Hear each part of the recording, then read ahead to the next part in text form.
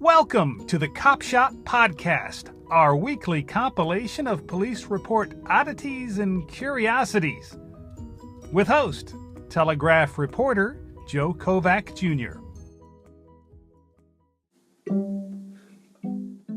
A woman who lives on Wren Avenue in a Macon neighborhood just south of Henderson Stadium was walking to her car one morning earlier this month. It was just after 7 o'clock and she was headed for work. Before the woman, who was 52, could make it to her car, a neighbor of hers, a woman 10 years her senior, marched up. The younger woman sensed something was wrong. Moments later, the neighbor, 62, in what a Bibb County Sheriff's report of the November 16th incident would later describe as, quote, an aggressive manner, grabbed the woman headed to work. The younger woman pushed the aggressor away, but that didn't deter the woman who, quote, attacked her a second time, this time throwing punches, the report said. The 52-year-old told sheriff's deputies that she fended off the blows by hitting the neighbor with her purse.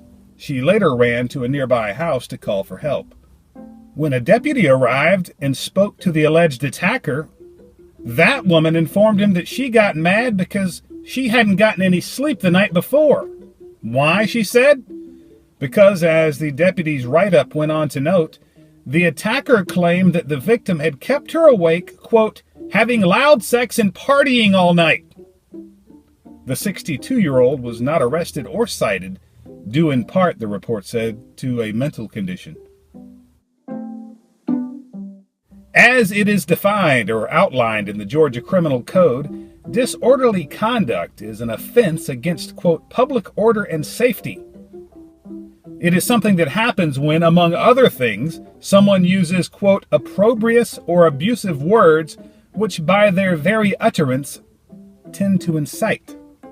The language of the law goes on to mention that the crime can involve, quote, acts in a violent or tumultuous manner toward another person whereby the property of such person is placed in danger of being damaged or destroyed. It was such an episode that recently prompted a 70-year-old great-grandmother in East Macon to call the police to her house on New Clinton Road. On November 19th, according to an incident report, she told a Bibb County Sheriff's deputy that her great-grandson, who is 18, quote, has been so disrespectful lately and that he has damaged a window screen. She said that he also talked back to her and that when she called the police, he had told her she was, quote, acting like a child. The deputy then spoke to the great-grandson. The teen apparently wasn't interested in curtailing his foul behavior. The deputy in his write-up noted, he shot me a bird, adding for clarity's sake that the young man gave me the finger. The great-grandson was jailed on a charge of, yes, disorderly conduct. And now from our dispatches files. He told the police he heard a noise in the middle of the night. It was about 4 a.m. and a 19-year-old Macon man was inside a house on Lily Avenue in the Unionville neighborhood. He said he reached for a shotgun. He had, quote, had his finger on the trigger and accidentally discharged it into a coffee table in the living room, a Bibb County Sheriff's report of the November 15th incident noted. Flying coffee table debris wounded someone in the house. The shooter was not charged.